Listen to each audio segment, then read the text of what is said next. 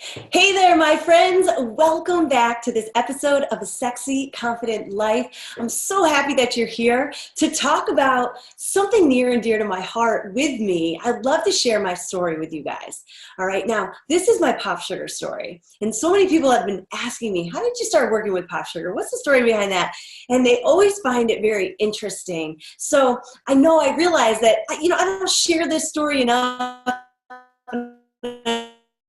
My journey enough and really allow you to see inside some of not only the experiences that I've had, but what were the lessons that I learned along the way? What were those success markers that really helped me get from point A to B to C to D? It's like I always say, was it luck? Right? Was it lucky? Oh, you're so lucky, Anna, you get to live in a vineyard. You're so lucky that you're so happy and positive all the time. You're so lucky that you get to work with POPSUGAR and do what you love. And I always kind of giggle. Is it luck? Or is it just preparation meeting opportunity? I believe that is the definition of when someone looks lucky, because there's a lot of hard work and there's a lot of energy that went into being in the right place at the right time with the right mindset and the right capabilities to do what you want to do and to be recognized for something that you love. So my POPSUGAR story is absolutely about luck, right? But I believe that luck is that preparation meeting opportunity. And I wanted to share with you not only that story and how I got to be partners with POPSUGAR as their host, but what did I learn along the way? What were those success markers? Because then you can take these principles in your own life and say, well, if I want to get lucky and I really want to land my next big break, or I really want to create this amazing life and situation for myself, what's the recipe for success? What do I got to do? And maybe this will help you in your life, in your goals, in what you're trying to achieve for the new year. So, first and foremost, I had, every intention. The first thing that I believe is a success marker for just about anybody is to be clear on the freedoms you want in your life. I knew after 7 years of personal training in San Diego that I did not want to be at the gym all day long from freaking 5:30 a.m. till 5 p.m. training clients. It is a grinding, hustling kind of job, and I hail all the personal trainers out there that have this lifestyle and love it, because I know that many of them want that and they love it. But for me, I wanted more freedom. I wanted more time freedom. I wanted variety. I wanted freedom to do other things. I wanted freedom to travel. I needed freedoms in my life because I felt stuck. I felt suffocated. And I was clear that, wow, if I could create a life for myself where I'm still doing what I love, working with people, helping people get healthy, teaching fitness, being an influencer and a motivator. If I could do all of that, which I was doing at the studio, but not just be at the studio, be at my home, taking care of my baby. I was thinking about kids in the future. I was like, I don't want to just be working all day. I want to be able to take care of my kids. I want to be there. I want to be able to travel and still earn an income and not take that big pay cut when you want to go on vacation because you're not showing up in the session. There was just so much clarity in my mind about the lifestyle that I wanted to live. And so when I did that, I realized I got to get into the online space. And it was early for most people because I know that, Cassie Ho was starting her YouTube channel and POPSUGAR was young and vertical at that time, still growing. Beachbody was up and coming. Beachbody was really starting to come out with their, future, all the DVDs. They started with Tony Horton, but then there was just like, oh my God, a million programs coming out. And I realized, I got to get into this video space. I got to start creating programs and products and go online and work with more people and scale where I'm at, right? And I don't know about you, but I thought about my dreams. I thought about my dream life all the time. And I journaled about it. You got to ask yourself that question too. Do I do I dream about the life I want? Do I write about it? Do I look at it and strategize and plan and think, what do I got to do to make that happen? I've just been like that my whole life. You know, ever since I was 13, I had a job because I realized I need money. I want to hang out with my friends. I want to buy new shoes for school. I want to go on trips with, with friends on the weekends. I want to be able to go to the movies. I want to be able to do stuff. And my mom couldn't give me money. Right? She wishes she could, but we were broke. And so I was like, I'll get a job. So you've got to look at your life and say, am I clear on what I want to be doing in my life? What freedoms I want for my life? Clarity is the #1 success marker for everybody.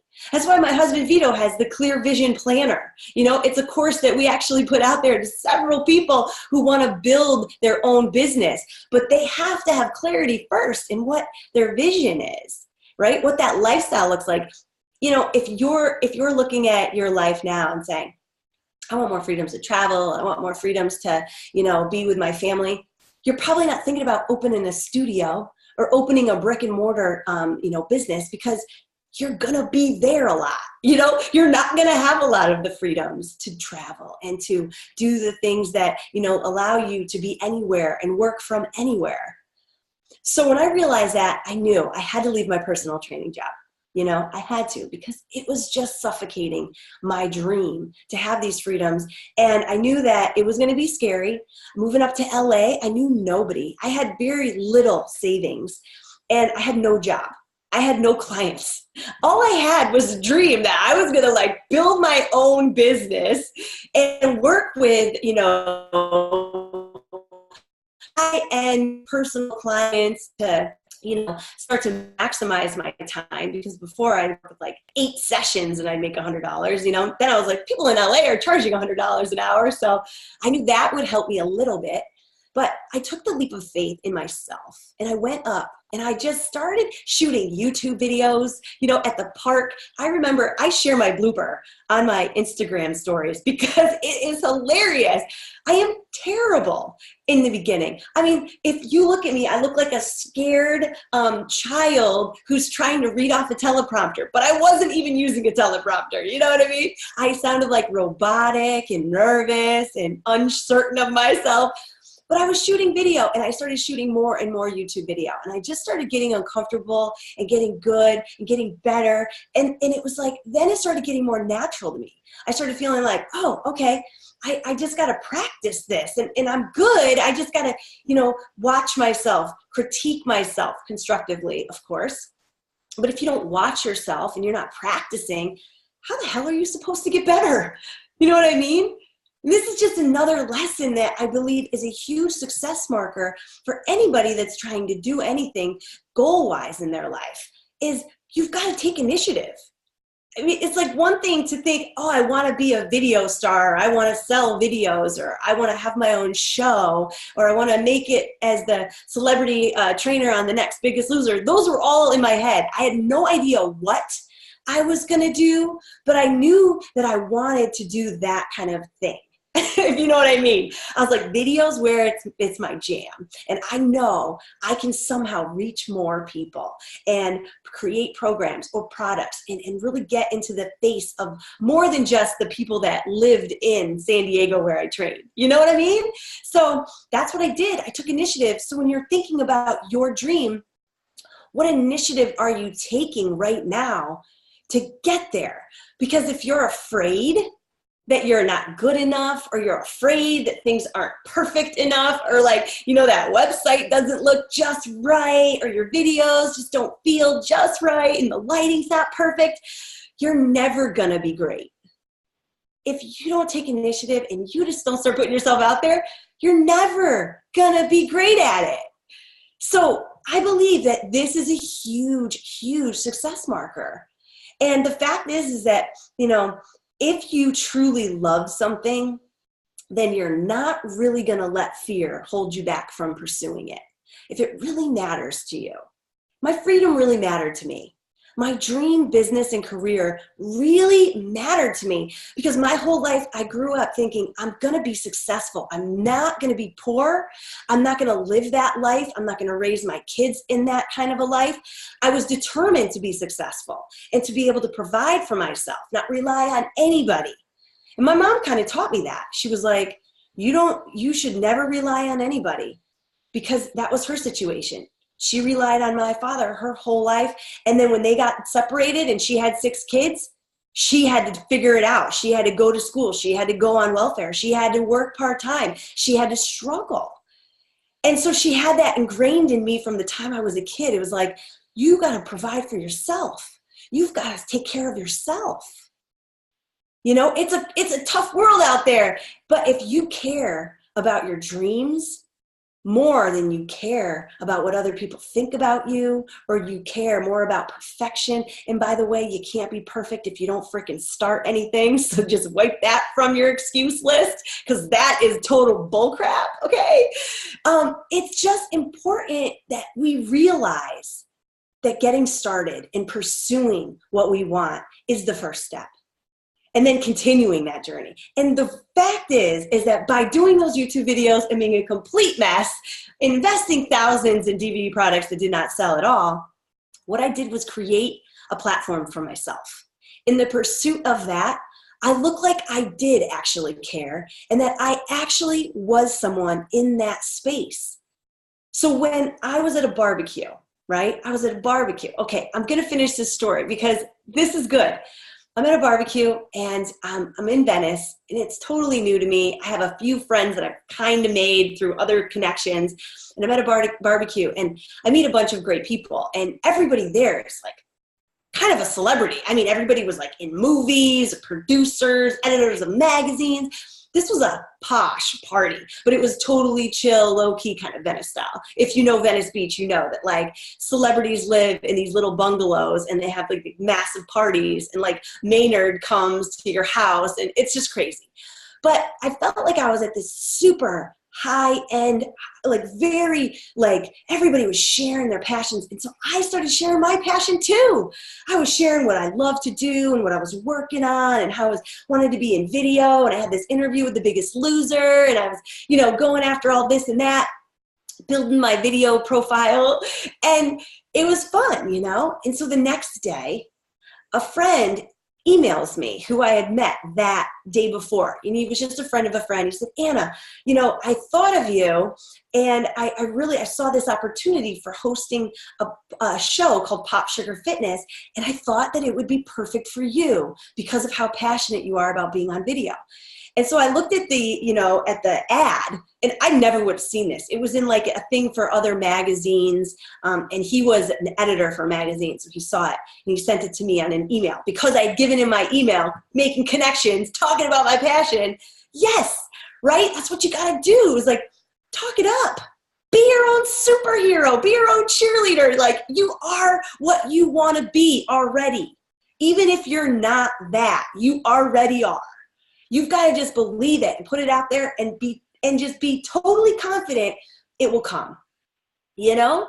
And if you don't have that belief and you don't speak that passionately about what you want, man, it's going to be tough for you to find that success. That is the third success marker I want to talk about, and that is being passionate in your belief of what you want and speaking about it, sharing it with the world. That's a huge success marker, because he would have never emailed me if I was just kind of like, oh yeah, I'm a personal trainer. I just love working with people and I want to help them become healthy. That's it? No way. I had such big dreams and I wasn't afraid to share those dreams. You've got to think about that big level dream you have, and you got to start sharing it with your family, with your friends, with your coworkers. Okay, if you're in corporate, maybe you can't share that you want to quit your corporate job. I get it, right? So that's okay. Keep it on the DL with your friends and family. But listen, it's important that you do, because you could get that call. You could get that email that sparks something so big. It was such a simple thing that he did.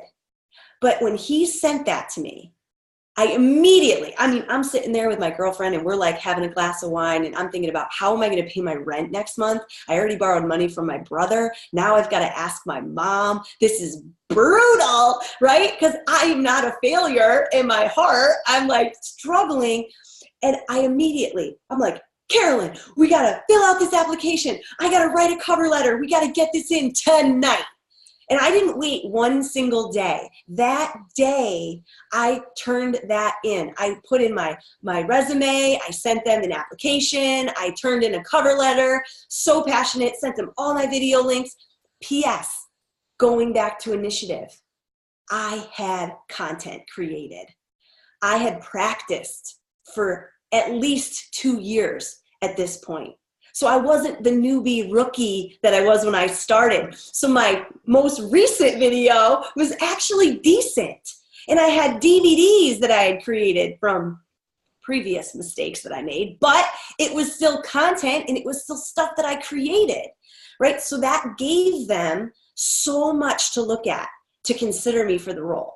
You know, it wasn't like I was just some like teeter-totter, like I kind of want to do video and I'm on YouTube once in a while. I was working, I was hustling, I was acting the part. Initiative.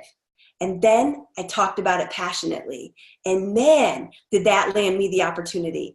They invited me in for the interview. I knocked it out of the park and they hired me for a temporary position. They said 6 months, temporary position, while Zalana's on maternity leave, just like I've been on maternity leave. And they wanted me to stay. After 6 months, they were like, well, you're a fitness expert and a host. So we want both of you guys to work for us. I was like beyond excited, you know, working with Zalana and working with POPSUGAR and really developing my skills in hosting. I was terrible. Let me just remind you again, I got the hosting position, but you should watch the first hosting gigs that I've done. Look at the oldest videos that POPSUGAR has, and you will know from then until now how comfortable I am on camera, how comfortable I look, and how I speak differently with more confidence. So again, that position was a huge change for me. It was like leveling up my game. I got into that studio and literally POPSUGAR was in a like garage looking studio and storage was all against the walls. And they had like this one space for the shoot and they had 3 cameras. So just thinking 3 cameras and lights, I was like so nervous. I was like, oh my God, just breathe. You can do this. You know how to teach fitness. You can do it. I mean, I was just breathing heavy and I was really sucking in the nerves like crazy. And you would not believe who my 3rd guest on the show was. 3rd guest. The first one was very, very sweet. She knew I was nervous. She had not been new to video. She was more like a celebrity than me at that time for sure. And she was just so graceful and made me feel so comfortable. And she helped me get through it. You know, I'm the host and she's like helping me get through it. The 3rd guest of the show, meanwhile, the first and second, I was getting a little more comfortable, Tony Horton. Tony freaking Horton. And you better believe that I looked up to Tony and I still do. And I was like starstruck. You might get starstruck from seeing like an actor, an actress, or a musician that you know. Like, yes, I would be starstruck if I ever ran into like Michael Jackson or if I ran into like Julia Roberts and like my favorites, right? But if you are a fitness person and you love the type of, you know, fitness workouts and DVDs out there, P90X, oh my God. I was like, Tony Horton, I want to be the female version of you. But I didn't freak out on him. But I was so nervous that shoot because here I was and I wanted to be awesome for him. I wanted to be natural. I wanted to be, you know, fun. And I was like dying inside, right? So, you know, I guess I could add on to that 4th principle is just like, if it doesn't scare you, it doesn't make you better. You know, because I did some scary stuff and I got better. I swear after that shoot, I could do anything. I was like, I can freaking host any show. I'm ready to go. After doing that with Tony Horton and making it through and being okay, I was so pumped about it. I think that it's so important, you know, through this story and this lesson, and like you might be, I'm not listening to this podcast or ever sharing this with anyone else, But I had to share this story with you because I learned so many lessons, and there's so many success markers within this story that might help you make that next leap forward in your career or in your fitness journey or in your relationship or in your confidence in yourself moving forward, in your anxiety or your stress, wherever you're trying to move from A to B to C to D. I know that if you get clear on what you want and you truly have that mapped out and you dream about it and you think about it and you brainstorm on it and you work on it, that will get you started and that will move you in the right direction. Also, if you take initiative, because you've got to, you can't just dream, it's on paper, and I want this for my life, but I'm afraid to move forward, or I'm afraid to do it, or I'm afraid to ask, or, fear is holding you back from taking initiative and putting yourself out there. You're never going to get better, and you're never going to get closer. Your dream is going to sit on paper, and it's going to sit in your mind, and it's going to die with you. And I don't want to see that happen. So don't let that happen. And then speak about what you want. Tell people. Be passionate about it. Because if you hold it all inside, nobody can cheer you on. If you hold it all inside, nobody can support you. When you hold your dreams inside and you don't tell people, they cannot guide you, lead you, share with you, elevate you. Many things happen when you speak your truth and you dream big and tell people about those dreams. That is so important. And then last but not least, obviously this is like the little bonus one I didn't even think about talking about, but do what scares you. Because right now, if you're in that journey and you're taking initiative and you're telling people about your dreams, but you're holding back because you're afraid to go big. You're afraid of that big kahuna or like whatever's in front of you. Oh, I can't talk to that person because what if they shut me out, or what if they turn me down, or I can't go for that ask because what if they say no? It's so silly to live in fear of no, or fear of what if followed by the negative, because what if followed by the positive is the other 50%. Yes is the other 50% of no. You got a 50-50 chance, my friend. And when I worked with Tony that day, there was a 50-50 chance I would suck ass and I would totally blow it. But I didn't, right? And that 50% made me better, made me braver, made me more confident in my ability to do the job that I was hired to do. And I think that's so important and so valuable. So even in these next phases of my life, more now with talking to POPSUGAR about creating additional platforms and membership programs and things that I want to design and move forward with, I've got to make big decisions and get clear on the things that I want for my life moving forward. I've got to take initiative and make sure I'm asking and sharing what I need and what I want to do. I've got to make sure that I'm not afraid to put myself out there, even if it's uncomfortable and I'm not sure if people will say no or people will reject me. It's all gonna happen again. And then if I reach another level of success, are people gonna say, oh, she's so lucky? No, because they're gonna have heard my story. You're gonna have heard my story. And you're gonna say, wow, she got prepared. And then the opportunity presented itself and marriage happened. And that's what I want for you. I want you to get lucky. I want you to have your lucky story, because I know that if you start taking these success markers and making them your own, there is no way you can fail. Sound good, my friends? Well, I hope you enjoyed this episode. It's been a freaking pleasure sharing my POPSUGAR story with you guys. I hope to see you next episode. Peace out.